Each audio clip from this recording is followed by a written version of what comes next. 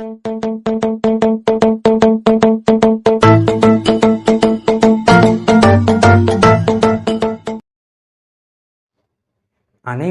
வணக்கம். நான் உங்களின் கிரியேட்டிவிட்டி பிகே. நாம் இன்றைய பதிவில் ஆதி சிவபுராணத்தின் பாகம் 22 பற்றி பார்க்க போகிறோம். பதிவிற்குள் செல்வதற்கு முன் நம்ம சேனலுக்கு இப்போதான் நீங்கள் புதுசாக வந்திருக்கீங்கன்னா நம்ம சேனலை சப்ஸ்கிரைப் பண்ணிட்டு கூடவே இருக்க பெல் ஐக்கான் ஆல் கொடுங்க. அப்போ தான் நான் அனுப்புகிற வீடியோஸ் எல்லாம் உங்களுக்கு நோட்டிஃபிகேஷனாக வரும். வாருங்கள் பதிவிற்குள் செல்லலாம்.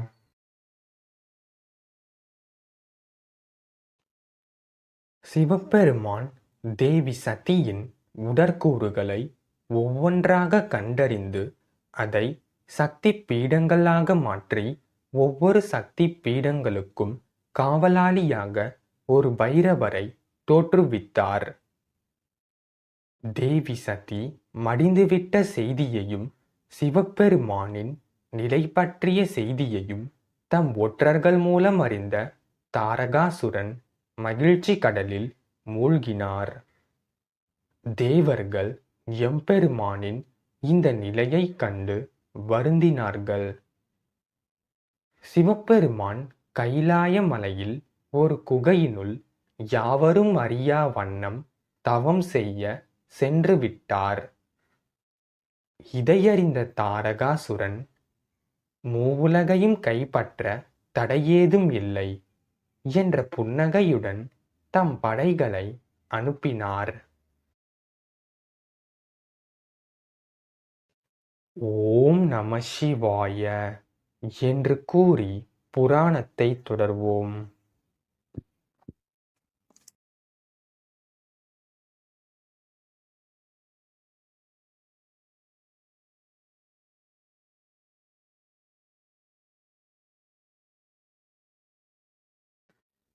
அசுரர்களின் வேந்தனான தாரகாசுரன் மூவுலகில் ஒன்றான பூவுலகில் மானிடர்கள் மற்றும் முனிவர்கள் செய்யும் தவத்திற்கு அவர்கள் வளர்க்கும் வேள்விகளை அழிக்கும் பொருட்டு அனைத்து அசுரர்களையும் அனுப்பினார்.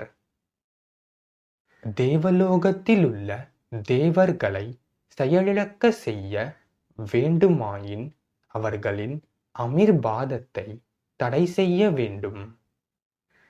அவர்களின் அமிர்பாதம் என்பது மானிடர்களும் முனிவர்களும் வளர்க்கும் வேள்வியிலிருந்தே கிடைக்கின்றன.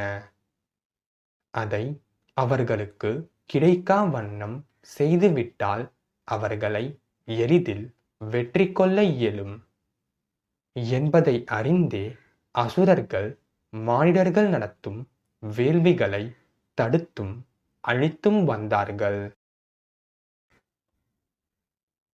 அசுரர்களின் குருவான சுக்கிராச்சாரியார் பல யுகங்கள் மேற்கொண்ட தவத்தில் மயங்கிய சிவபெருமான் சுக்கிராச்சாரியாரின் முன்பு தோன்றி, உம் தவத்தால் யாம் அகம் மகிழ்ந்தோம். நீர் வேண்டும் வரத்தினை கேட்பாயாக என்று கூறினார்.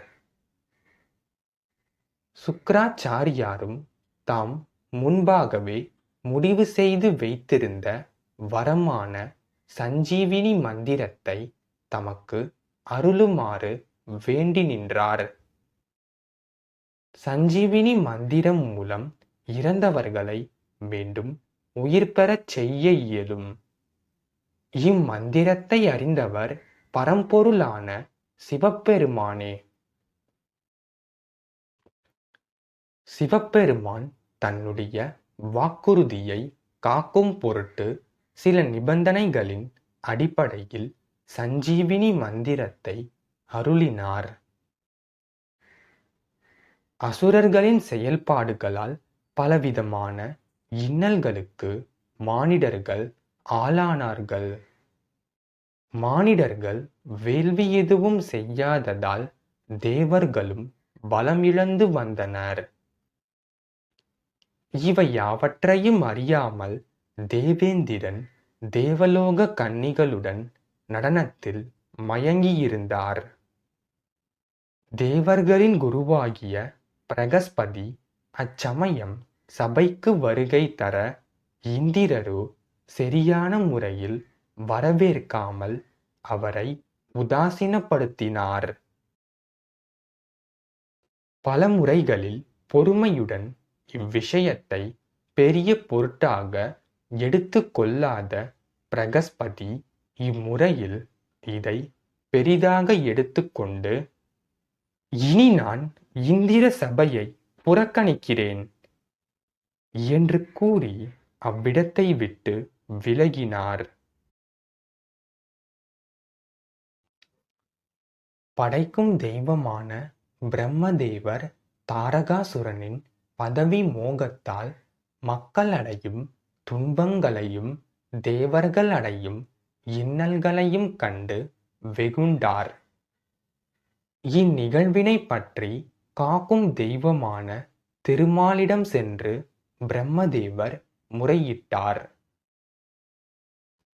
மேலும் தேவர்களும் தாரகாசுரனின் அசுர படைகளால் அடைந்த இன்னல்களை காக்கும் கடவுளான திருமாலிடம் முறையிட்டனர். இவை அனைத்தையும் கேட்டு கொண்டிருந்த பகவான் நாராயணன் அவர்களை நோக்கி, சூரிய மறைவு இருக்கும் பட்சத்தில் சூரிய உதயம் என்பதும் இருக்கும். சிவபெருமானின் தவத்தினை கலைத்து அவருக்கு திருமணம் செய்து வைக்க வேண்டும். அவரின் துணைவி பூவுலகில் பிறப்பெடுத்துள்ளார். காலம் வரும் வரை காத்திருங்கள் என்று கூறினார்.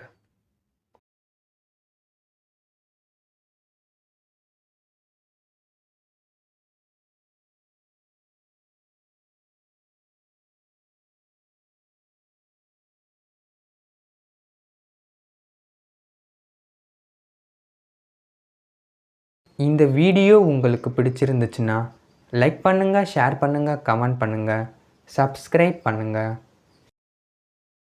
அனைவருக்கும் நன்றி.